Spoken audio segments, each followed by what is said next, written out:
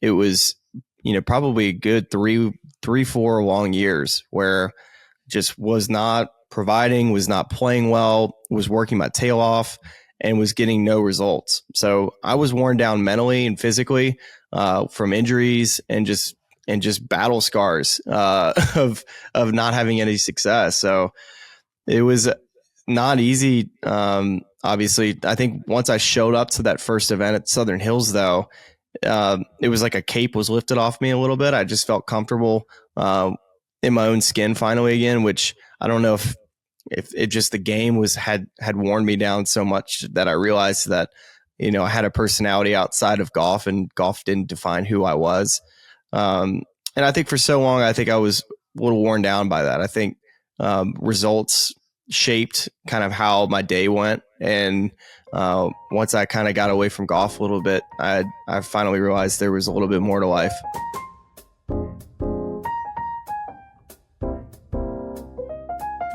Smylie Kaufman here on the Golfers Journal podcast. Where are you, Smylie? Birmingham, Alabama. Just got back from the Hero World Challenge, and kind of a lot cooler here than it was in Nassau, Bahamas. But it's time of the year that's pretty fun. But having a 10-month-old at home, so it's been very busy once I got back. So a lot to be excited about this season. How's the baby? Baby's good. She started crawling while I was in the Bahamas, so she's kind of gotten on the move since I left. So that's been a different change of pace, watching her kind of scoot around the house. Yeah, man. Once they start moving, it's game over. It's pretty much, I guess, until they leave the house. So yeah, pretty soon I'll be walking her down the aisle. Awesome. Exactly. Yeah, I know. I've got 2 girls myself. It flies by. So hey, wanted to start at the beginning. How does one become Smylie? Where's your name come from? Tell me. And your brother's name is Lucky. Walk me through that. No, it's a fair question. I think a lot of people just kind of know my name. They don't really know the story behind it. It's a family name. It's not one that's just kind of random, which it's got a lot of meaning to me. It's my grandmother's cousin. He was an All-American football player at Georgia Tech. And he was like a 185-pound defensive lineman. So in this day and age, that wouldn't make the walk-on roster for a defensive lineman. But I guess back in the day, he was, I guess, maybe quick enough or whatever. But he was an All-American and at Georgia Tech and was from Meridian, Mississippi. He actually had an accident with a buddy. I think they were wrestling and severed his spine and was in a wheelchair the rest of his life. Oh, wow. And my grandfather would drive to Baton Rouge and bring my dad, and they would stop by Smylie's house to see him. And my dad was always really inspired by Smylie and the way he lived his life, and just always knew that he wanted to name his first son after him. Just the way he lived, and just always was very, very inspired by the guy. And then also when I was born, was named Smylie. We also did the same thing when we'd go to Baton Rouge. He would take us by Smylie's house. So I also got to meet him. He passed away when I was about 9 or 10 years old. So it's really cool to know my namesake. But my brother's side, we'd have to get him on because I don't really know the story. I don't think it's quite as cool as that one. But it's definitely interesting, that it's nice that everybody around here knows our names and doesn't ask twice, because it's, I just always expect that people have heard my name before, so it makes it a little less awkward, Right, exactly. And Smylie, I imagine it means, growing up with a name like that. It seems to suit your disposition as well. You seem to be a positive, upbeat kind of guy. And and I wonder, does having a name like that influence you that way? You can't grow up being like a goth kid wearing black and listening to the Smiths if your name's Smylie. It's not going to work. It worked out. Yeah, it definitely did. So it suits you. That's fantastic. I always hated when kids called me Frowny growing up. So yeah. Exactly. So want to talk about your church. You had a great year with NBC broadcasting, and want to talk about that transition. Just walk me through how it happened. Well, it all started in the PGA Championship at Southern Hills. I got an opportunity to work for ESPN Plus in their feature group coverage. And so that was the first time I was exposed to the media side of covering golf. And I thought it went really well. I had a passion for talking about the game, and it just allowed me to kind of be able to speak my mind about what I saw. And it really, for me, it connected me back to the game that I loved, that for so many years had been giving me a lot of heartache, and just haven't been able to see the shots that I see the shots, but I haven't been able to hit those shots. So it's fun to kind of explain the game from a pro's perspective of, playing with all these players that I cover now. And I felt like it went well, and I got an opportunity a couple weeks later at the U.S. Open to work feature group coverage for Peacock on their that feature group stuff at the Country Club. And it also went well. And I was thinking to myself, man, I want to be doing this full time, because, this is something that I really enjoy to do. I love connecting with the players, and I did a couple more events that fall, and then NBC saw enough, I guess, to where they wanted me full time walking the fairway. So it was definitely a blessing. The fact that, at the beginning of the year, it wasn't even I never even thought about doing this. So yeah. And this is obviously 2022, and this entire first year it's been amazing, going to so many amazing events that I just really enjoyed, being a part of. And from the Ryder Cup to the Open to the US Open, really just an incredible year. Not a bad gig, man. It's very, very, very cool, and we're very happy for you. Was it weird though, when you're rolling up to a tournament and you're used to showing up with a caddy and golf clubs, and now you're showing up with a microphone? That's got to feel a little like, wait, what do I do? Where do I stand? What was that like? The transition wasn't that bad, honestly. I would say the biggest difference is the amenities that the PGA Tour players have, and the nice locker rooms and the courtesy cars. So you kind of go from that to rental cars to TV compounds that are dirty, dusty, to porta potties. So the quality of the travel and on-site experiences are a little different, but I'm still there, still a part of it. Still got the credential, and that lets me go wherever I want. So with that being said, it wasn't that big of an adjustment. I just wanted to be out there. I like being out on the PGA Tour week to week. And for me, it was an opportunity that I definitely couldn't pass up. For sure. What was the reaction from your friends out there? When they turn around, they're like, yo, Smylie, with the microphone, was there ribbing? Was it supportive? Yeah, it was very supportive. And, for the most part, I stay out of the way. I let the guys, I never liked to be bothered when I was out there unless I sought out somebody, because I just think this game requires a ton of mental focus, and I don't want to be the reason why they get out of any type of rhythm that they were in. So I stay out in front. I at times will, chit chat with the guys down the fairway if I feel like, because sometimes you just walk close enough to them and they'll come talk to you themselves, but it's not something that I'm trying to do a ton of. But yeah, no, they were always been, from a support standpoint, great. And I would say too that, they've been great with information as well when I've had questions, because they've been able, the ones, to let me know what they feel with their wedges, like if it's going through the turf right, how are the bunkers, how is the greens reacting? Like those are questions I ask players all the time that they've been very good with, as far as giving me really, really quality answers, because I would be able to figure it out if I had my clubs, but I don't. So it's right. There's something with being able to do it yourself and see it yourself to be able to kind of make that leap. Well, you're good at it. What do you think in your life prepared you for doing this, aside from being a golfer? Because a pro golfer's skill sets don't necessarily translate to being a good on-course reporter. Why do you think you've had success with it? That's a good question. I've always been very outgoing. I feel like, I seek people out for relationships. I like having conversations. So I think that's part of it. You kind of have to have an extrovert type of personality to be able to talk to a lot of different people and feel comfortable speaking with them. But also, I think growing up too as a kid, I was never afraid to take on anything at school when it comes to whether it was public speaking for like our student government, all that sort of things. Like I was all in on being a part of being a part of the student government stuff. So that to me was maybe a one step. I never turned down any leadership opportunities.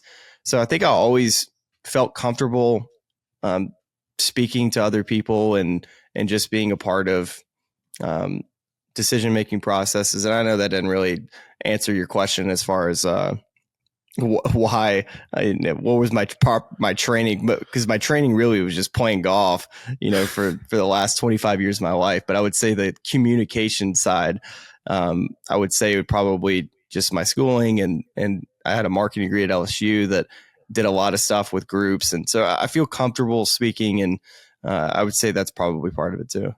Yeah, for sure. I mean, it suits a certain personality, and there are other parts of your life where you're because there's golfers who don't have that extroverted personality for sure. And you might not want to listen to on a microphone. What was the learning curve like in terms of becoming a reporter? How long did it take to get you up to speed? Can you remember that first time when the mic came to you and what that felt like? Yeah, my first call was probably the most wrong I've ever been. Tell us about it. Yeah, no, it was at Southern Hills, and Will Zalatoris hits it in the right rough, and on the 10th hole, and it's kind of down in a Bermuda Y, and I've never worked with equipment before, so I got the headset on, and it's just straight static. I'm like, because it's kind of down in this wool area on 10, yeah. And so I really can't hear anything. So I can't hear the guys bringing me in or anything. So I just start talking, and I was like, I don't see how he can get close to this front pin. There's a big deep bunker short of the green, and pins tucked in close to the front, bad wide into the Bermuda. It's got to get it over this small tree. And I just thought, I don't think he can get it inside of 40 feet. And he gets up there and just whacks this wedge straight up in the air and hits it to like 4 feet. And I'm like, I was like, come on, dude. Nailed it. Are you really doing this to me? And I can't, and I just hear whoosh. So yeah, my start was like, oh man, I got a lot to improve on. And I don't think I've been more wrong about a shot since then. So just kind of a wild start. Well, being new at anything, we're all going to make our rookie mistakes. Certainly the part of the learning any process. Was there a moment when you thought, you know what? I can do this.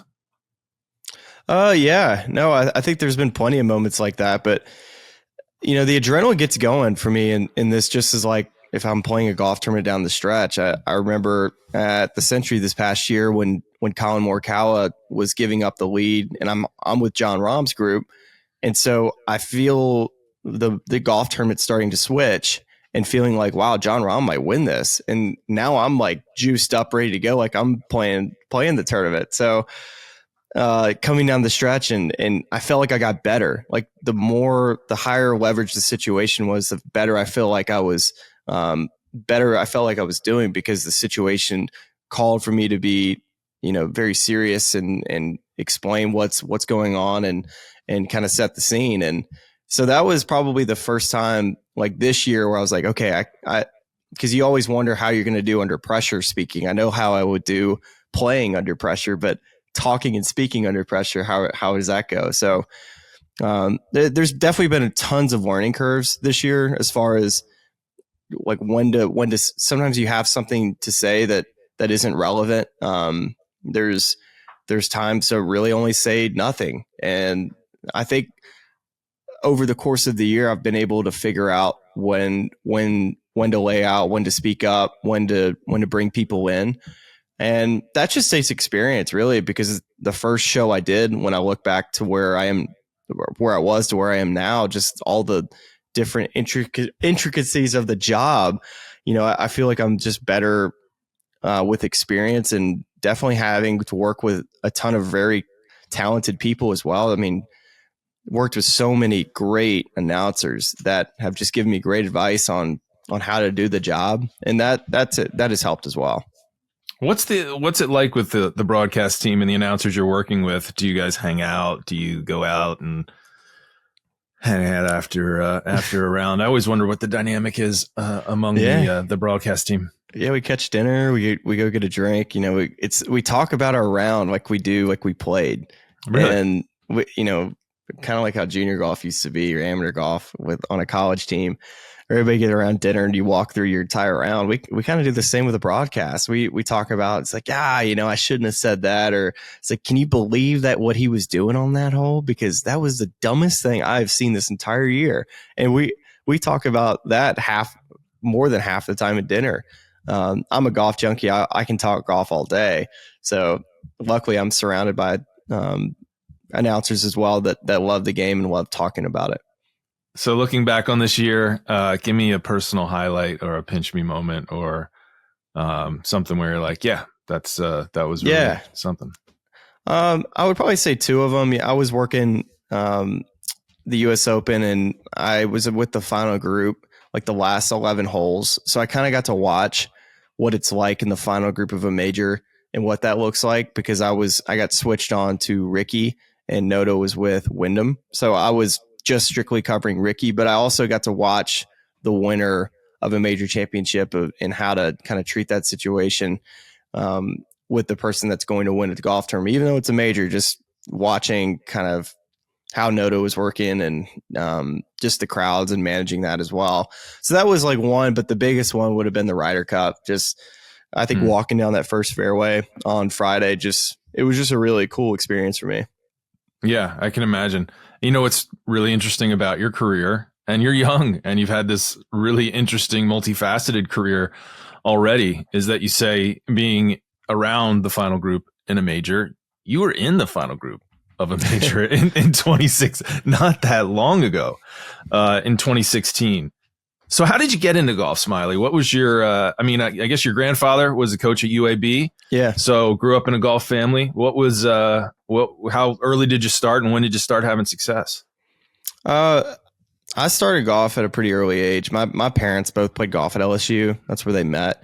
So they had a golf club in my hands opposed to plastic clubs pretty early and often. And I loved it. And I was good at everything that I did from a sports standpoint: basketball, golf, swimming, diving, baseball. It didn't matter. I was good at it. I've always had really good hand-eye coordination, been a very good athlete.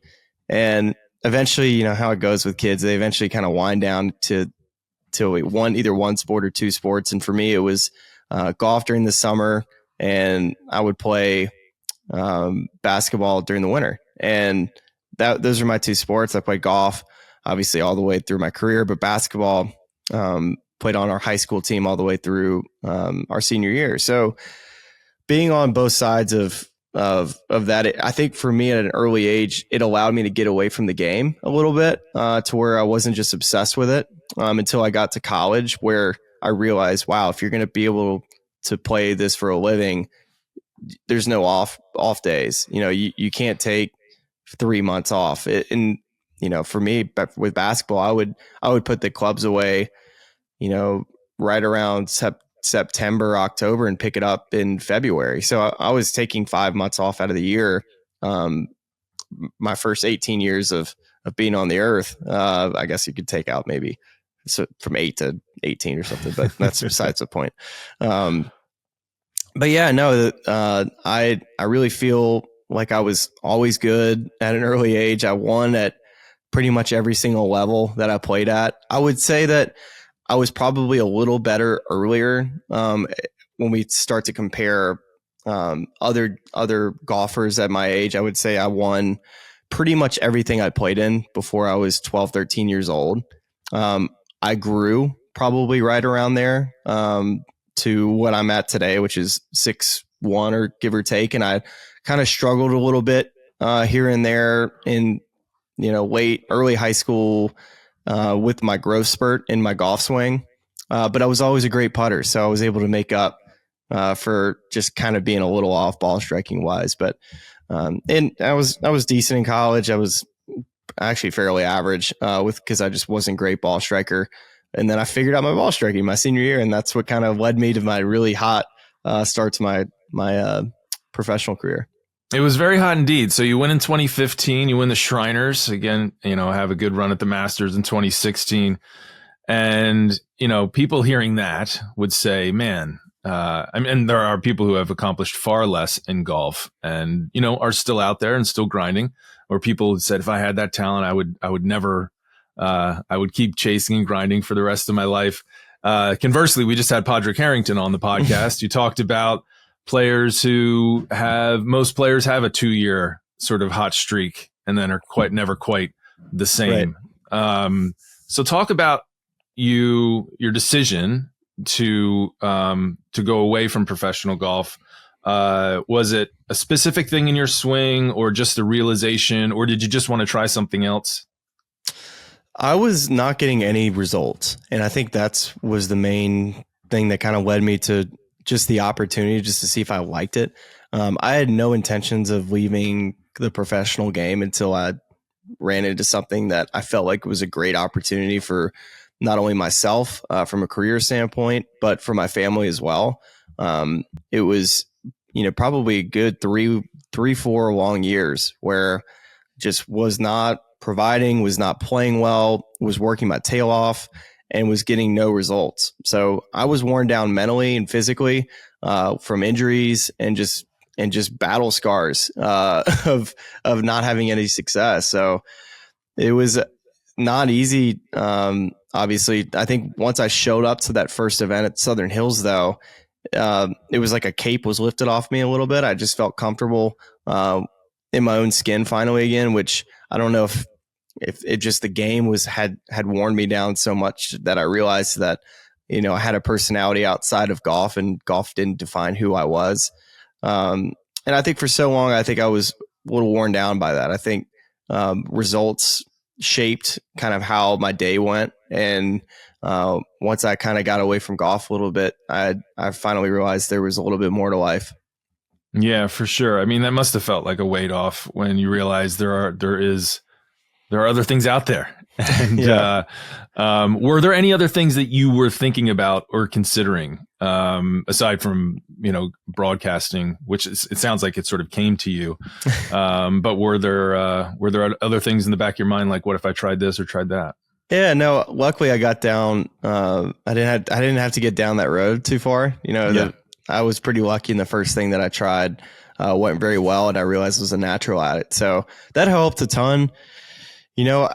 I don't know what I would have done outside of that, because it would have been probably go back and still continue to try to play, because I still would have had opportunities to continue to play at the professional level with my PGA Tour status, being a past champions member. So probably continue to grind and hopefully that I'd start playing better. But I have started to play better. And I think the biggest key to that has been, just getting away from the game, just not having a care of what I was working on and attaching a result to a golf shot, which when you're not playing well and you see one bad shot, it's like what went wrong. And it's just this constant fix, and to where you have to be perfect. And I think my perfection mentality worked really well when I was playing well. But when I was playing poorly, it didn't really mesh quite as well, because I always wanted to be perfect. Yeah. Yeah, no, it's a hard game to be perfect at, for sure. I was going to ask you, how is your game now? How are you playing? And are you ever tempted to give it another go? I would say I was playing better earlier in the year when I didn't have time to work on anything. And once the fall came around, I started to work on stuff. And I just immediately got worse. And so I don't know what it is with me when I start to go and work on something, because when I go out and play, I can't turn my brain off of what I'm trying to do. And I'm better off not working on anything. It's honestly, it's the weirdest thing, but the less going on in my brain, the better. Yeah. Yeah, I hear you. Yeah, it's nice to just be able to play without expectation. It's like, sometimes that first round of the season is can be your best because you don't have any expectations and you don't know, you're just playing golf instead of playing golf swings. So while you were going through that process and struggling with your game, I mean, social media was tough on you. How did you deal with that? And what role did your friendships on tour play in dealing with that? Yeah, I had a really tough time dealing with it, to be honest. I mean, I know the people that were giving me a hard time wouldn't tell it to my face. And I think that was the most difficult thing was I wanted to play better, to prove people wrong, because I knew I was talented. And there's a lot of people that believed in my talent that had watched me play before. My colleagues as well, they knew how good I was. But for whatever reason, I just could not get over the hump. And I think it was causing me a lot of anxiety that I didn't realize at the time, just how much it was bothering me. And if I would have done anything different when it came to that, I would have gone and talked to somebody about what I was going through. Because it's kind of this, with our professional, really any professional athlete, we train ourselves to not be breakable.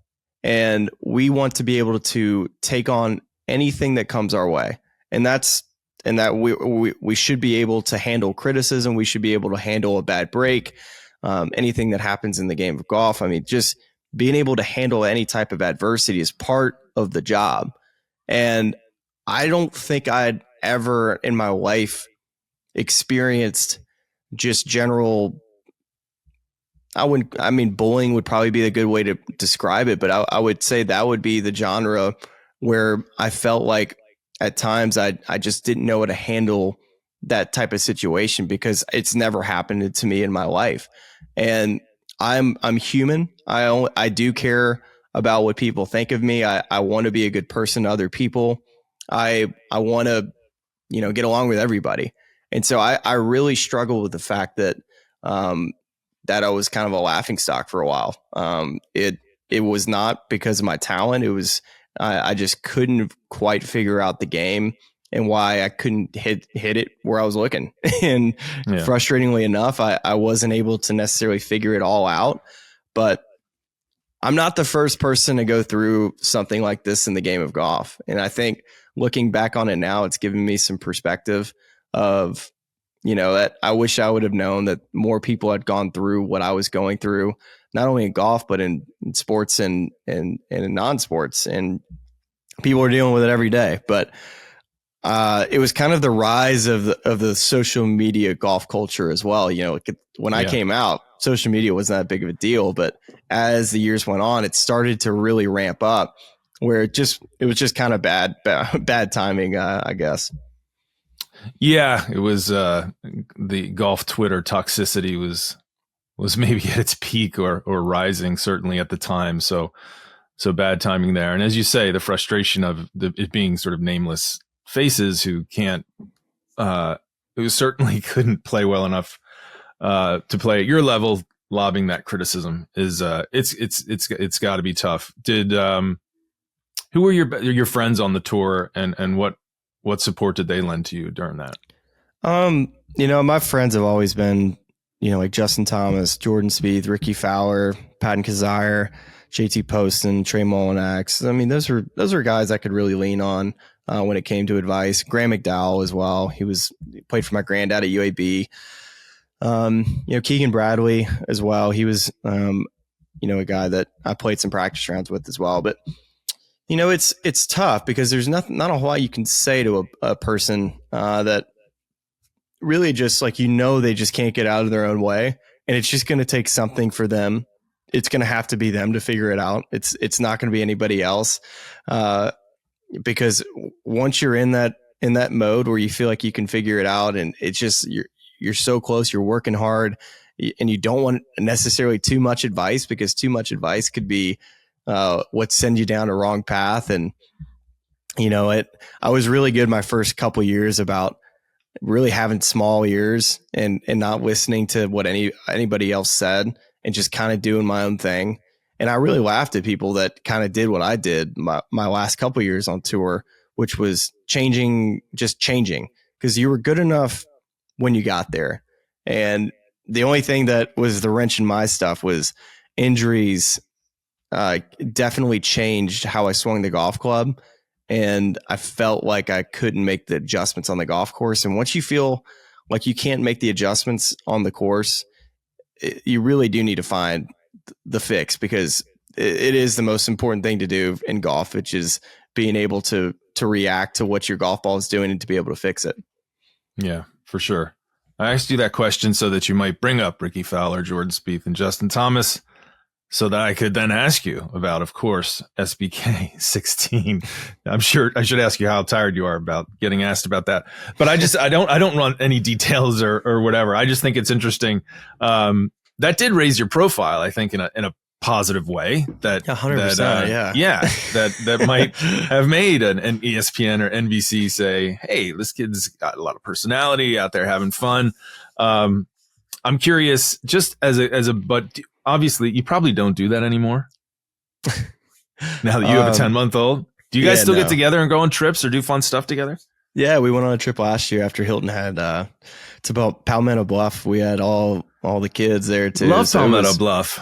Yeah, it's a great spot. We had a great time too. It was, really good quality time with some great people, and it's funny seeing the kids run around and we're just in a different stage of life right now. I would say so. With your wives and kids running around, and Palmetto Bluff is pretty cool. We went down there. We went down there last year and rented a place for spring break. We had a blast. But on those buddies trips, on that golf buddies trips, I'm just curious. Buddies trips sort of, folks kind of take on certain roles. You'll have the planner. You'll have like the gambler, the late guy, the drunk guy. What were the roles that you guys migrated towards? Oh man, that's a good question right there. I feel like the planning is all of the girls. I think they were all the planners. None of us in the group are planners besides, I would say Ricky would be the planner if you had to pick one. The late nighters were definitely me and JT. We played a lot of gin late night, which was fun. Ricky's definitely he goes to bed early. He always has. And Jordan was sick from the week before at Hilton Head. He'd almost won that week, but he was kind of banged up a little bit, sick. So he was kind of going to bed a little early. But what are the other roles you said? You got the gambler. The gambler. Someone who wants the action guy. Normally that's Jordan. He's always in on the action, but he was going to bed early. So it was JT and I. There you go. Do you still, so is there a holiday party coming? As the holidays approach, what do you guys do for that? And I wonder, like, do professional golf, do you exchange gifts? Like, no, just Christmas cards. Okay. We're all in different, I guess Ricky and JT will probably hang out. I'll see the Spieths here in the next coming weeks. We're going to go over there and visit with them. So yeah, no, I enjoy quality time with them. They're all been, have had such a great impact on my career just from being such a good friend and playing a lot of golf with them. And, they're some of the best players in the world, which helps. It can't hurt anything when it comes to learning more about the game. So that's always been good for me, but no gift exchanges. And sometimes if we're going on a trip, we'll bring a bottle of wine or something, but nothing too crazy. I was just curious because I would wonder what you would possibly get for a PGA Tour. You can't get them a dozen balls. They're hard to shop for. Exactly. Yeah. For sure. Tell me about going to the Ohoopee Match Club during COVID with, I think you went with JT and Spieth. What was that? Actually, I didn't get the invite. I was not there. I had a chance to interview him about that though. And I saw pictures and videos and they had that's what it was. You had the evidence of the action. They had a serious match there. It sounded like. Apparently so. Automatic one downs, which is one of my favorite games. You can't turn your brain off there because there's 18 holes and one loss a hole can make that thing go out of control a little bit. Automatic. I've never played automatic one down. So you go one down and you're in the Nassau just boom. Yeah, starts again. Another bet starts. Yeah. Oh, that's dangerous, man. Every time you lose a hole, a new bet starts. Ouch. Yeah, it's fun. Did you? I read somewhere did you and JT make a bogey in a scramble? Yeah, it's this week. Professional tournament. It's the Grant Thornton mixed team event this week, but it was, we we were lucky to make a bogey too. It whipped in. we had 2 5-footers for bogeys. He missed it, and I curled one in there. And I was like, man, we have got to figure our game out because we're not good right now. It was our 4th hole, and yeah, it was a tough scene. Tough scene indeed. You had a great thread recently on Twitter about the things that you've learned after a year watching golf from the broadcaster's perspective. Run us through a few of those things. Yeah, let me pull it up. So the first one was aim point is here to stay, and I think there's just so many of the players now that are using the system. I would say a majority, so over 50%, I would say are using the system. And I don't use it myself, but I understand why people do and why players see it as an advantage, because how often your eyes play tricks on you, and it just gives you another way to read putts. It's just more information to help you come up with a solution week to week. And these guys have figured out how to do it with the green leveler devices on the putting green. They'll spend hours. They'll go and stand on a slope and say, this is 2.1, and they'll put the leveler down and say, oh, it's 2.2, and then they'll feel it in their feet, and that's how they practice. So they know what the slope is. This isn't something that is not a practice skill. It's just like lining a golf ball up. Lining a golf ball up is a skill. People always talk about using the line of your ball. Well, you have to practice doing it, and that is if you realize that I've been using a line of my ball for the last year, but I'm really good at aiming a foot left with the line. It's like, well, why? That's a skill that you have to be able to practice. So, right. The next one was the one of the most difficult shots in the game, which I think is the tucked right flag or the tucked left flag with the wind going the opposite direction. And I think that shot to me was one that I always used to kind of play just a pull shot, just kind of, especially right to left winds. I would ride it. I never really liked cutting it up against a wind. And I've been wrong more often than not early on in the year, where I was expecting players to ride the wind, and they wouldn't do it. They just would not do it. They would hold balls up into crosswinds so often to make the ball fly straight. And it wasn't a shot that I was particularly good at when I was playing, but the best in the world, they hold it up into crosswinds to make it go straight. So, and what it effectively does, it makes the green play bigger, because first off, when you're riding the wind with a golf ball, it's effectively picking up momentum in the air. It's gaining speed with the wind, and if you're holding it up against the wind, the ball is slowing down as it's going up against the wind, which typically makes the ball go a little shorter as well. So you got to factor in normally an extra club, but as it's going slower up against the wind, it tends to land softer. So that's another way to make the green bigger, is doing that. So as we move on to my list, fascinating. This was just after a nice cup of coffee. I'm just firing these away. That was great. I always was under the impression that everybody hit a stinger off the tee with an iron. If they wanted to, if it was a 3 or 2 iron, they got it down on the ground quickly like Tiger Woods would. And after watching a whole year, I tell you, most of these guys just hit your stock shot 3 iron. Just get it in play, because really a stinger shot is complicated to hit because you're hitting down on it. You have to aim left because the steepness makes the ball start further to the right. So there's just a lot of variables that make hitting a stinger complicated, where just hitting your stock shot is just good enough. And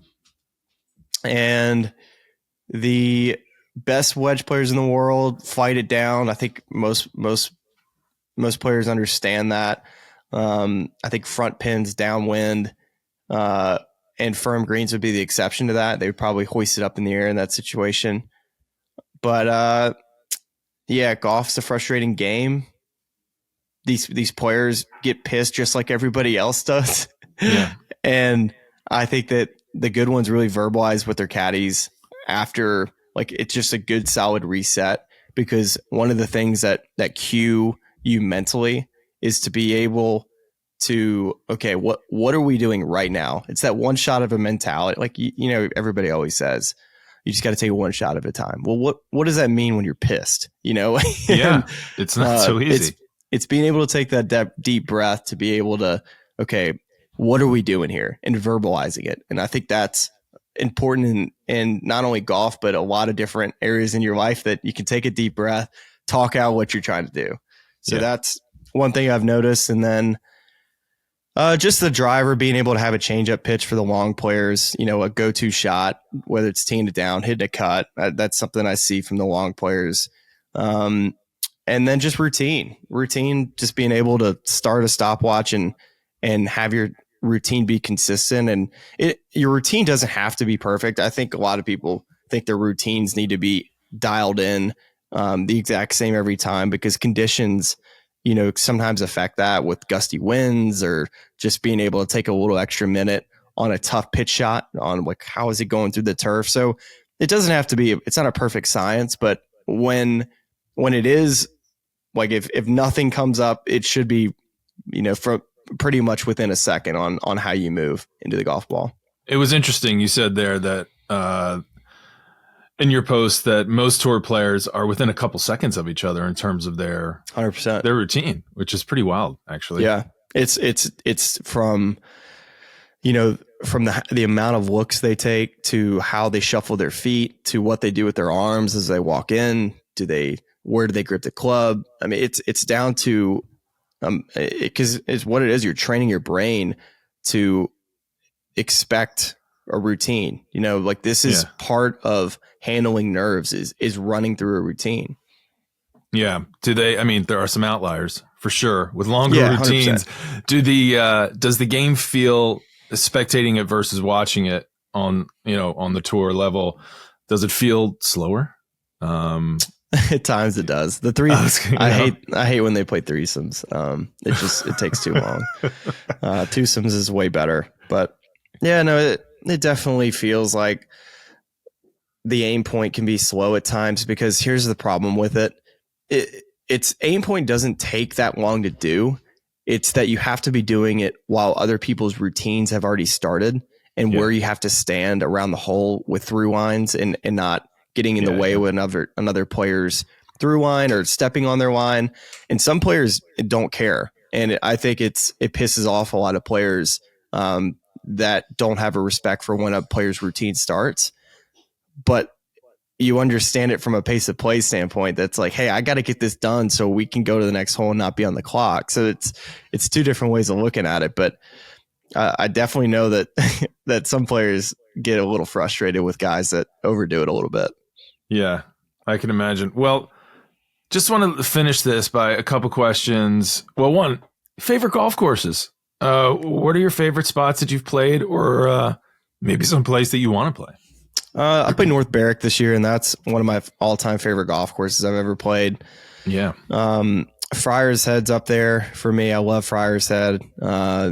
And then just like, you know, your normal basics up that are in the top 10. I've played some of those, the Augusta Nationals, the Cypress Points. Like, those are obviously fantastic. It's more the, what do I like to play? Like, if it were me. And to me, Friars Head was a fantastic golf course. And I'm sure there's other ones that come to mind, but I like playing links golf. So North Berwick to me kind of opened my eyes to, I want to play more golf over there to experience just different styles, different tracks, and you know, where the game started. So I've never played St. Andrews. That's on my list. So I would say that whole road over there, just getting to play Carnoustie and Muirfield, all those amazing golf courses. No, you got to come with the Golfer's Journal. I know we've got some Scottish trips in the works. We have some folks going to Muirfield this year, in fact, that I'm hosting. And funny you say North Berwick. I got my email this morning confirming my tee time there for the day before. So it's incredible. Excited to get back there. It's a golfer's dream, man. Oh my gosh. It's just one cool shot after another. And then the second email came right after saying they were aerating the day before. But who cares? It's it's North Berwick. I don't care. Yeah, it'll be fun. I'm playing anyway. You were just down at the Hero. How's Tiger look? And what's that event like, you know, with the limited field? And it's probably has a different vibe. Yeah, it's pretty low key, to be honest. Twosomes was great. You know, everybody tees off in that same window. Tiger looked pretty good, I'd say. He definitely looked rusty with his irons, not being able to kind of hit it pin high and shape shots the way he wanted to. Definitely a noticeable limp, one that I think got just fractionally worse as the week went on, but he held up as far as just physically, I thought pretty well. I think he had some mental rust when it came to finishing rounds off and just making some silly mistakes. And I don't know if that's just being rusty or just, it was hot too. I think that had a lot to do with, if you watch it on TV, he was just drenched in sweat. So just the physicality of playing in a very warm environment, I think just kind of can wear on your mind as well. Yeah. So we kind of saw him fade every single day, like get off to good starts, but then kind of fade as the day went on. But distance was there. I think I kind of go back and forth whether I think he can win again. He definitely has the game. It's just, are we going to be able to see him hold up long term? And if he can, then I think he will be able to win. It's just, it's such a small sample size, excuse me. And, first off, it's just really good to have him back because the game of golf at the professional level right now is as broken as you possibly can think when it comes to live golf and PGA Tour. And the PGA Tour really needs the shot of adrenaline of Tiger Woods being back. Yeah, and everybody does, and it would be wonderful. It's always good when Tiger's around, for sure. Do you have a take on the rollback? Required to ask. I'm curious. Statements have been put out. There have been different stances from the tour, the manufacturers, obviously the USGA and the RNA. Do the broadcast partners have any opinion on the rollback? Yeah, we just dropped a rollback episode today on our podcast, and we recorded it last night, and it was I definitely do have some takes. I think the main one is that it's not going to be till 2028, so we don't really know right now, and we don't know if these numbers that we're being told that it's just 9 to 15 yards if that's going to be it. Because if it's more than that, or the golf ball's spinnier, then you're going to have guys talk about it a little bit more. But as we stand today, I think we got to wait till the players start doing their own R&D and figuring out, okay, what is the golf ball going to be doing? So tough to judge right now, but I'm probably for it more than I am against it. I wasn't really for the bifurcation as much as I am for just the general rollback. I'm for everybody in the game of golf playing this, the same under the same set of rules, because I think it just complicates the game a little bit if you had an elite ball versus an amateur ball. But I don't know. I think there's a lot of different arguments, and I can understand a lot of different ones for sure. Yeah, it's going to be interesting. Like you said, there's a lot of time between now and then. So we will see what happens. But a lot of opinions out there, a lot of outrage 100%. On all sides. So, and I'll leave you, Smylie, can't thank you enough for the time. A lot going on in golf right now for a broadcaster to be covering and talking about. So really appreciate the time.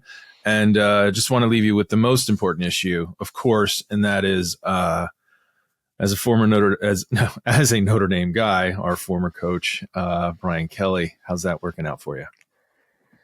Well, you tell me. What do I expect out of Brian Kelly? What's the Notre Dame grievances, I guess? Well, we never won the big one. Yeah. The biggest grievance is he left and went to LSU, which is never a good feeling to be left for someone else. But that he couldn't get it done. Like, we were good enough for a while, and players graduated, and it was generally fine, but not able to get us over the hump. And then when he leaves, you hear from people who said, he was kind of a jerk, but maybe he wasn't. I don't know. That's just I think that's the narrative with everyone when they leave a position. But that he was getting difficult to work with, etc. I don't know. I don't know either. From my perspective, he's been, I think he's been aided by the transfer portal in the fact that we were left for dead after Coach Orgeron. We had 39 scholarship players when he took over. So to potentially go 10-win season is impressive. I think there's a culture at LSU now that we didn't have before. I think you're held accountable more, we needed that. I think he's a good coach. We've 2 years in a row, we've kind of had the worst unit on one side. So for our first year, we probably had the worst special teams unit in the country. And then this year, we probably had one of the worst defenses in the country. And especially this year, if we had just a little better than average defense, I think we're in the playoff. I think that's how good we were offensively. So wow, it's going to be for him how these next set of hires go, because the expectation in LSU is to win national championships, especially when you had it kind of served to you on a silver platter we have generational offensive players on our LSU team this year that one's going to win the Heisman and we're going to the Relic West Tampa Bowl. And that's not acceptable as an LSU fan to have that good of offense and be in Tampa at the end of the year. So he definitely, it's 10-win seasons are great, but you have to be able to capitalize at LSU as all the coaches have before him. Every single coach has won a national championship before him. So that'll be the big test is, can he win the big one, like you said? Well, that's why he said he went there, as if he couldn't have accomplished it at Notre Dame for some reason. Yeah. So anyway, he plays golf. So I've heard that. Yeah, you should tee it up with him. Smylie, thanks so much, man. Enjoyed it, man. Anytime. Hopefully see you down the road, and enjoy the golf over there across the pond as well. I will. I hope so too. Be well. Thanks for listening, everyone. And if you enjoyed this episode, we strongly encourage you to become a member of the Golfer's Journal, or if you already are, to share it with your friends. As a reader-supported publication, we couldn't do it without you. We also couldn't do it without the help of our partners, and they are Titleist, Scotty Cameron, FootJoy, Linksole, Omega, Charles Schwab, and BMW. We'll see you next time on the Golfer's Journal podcast.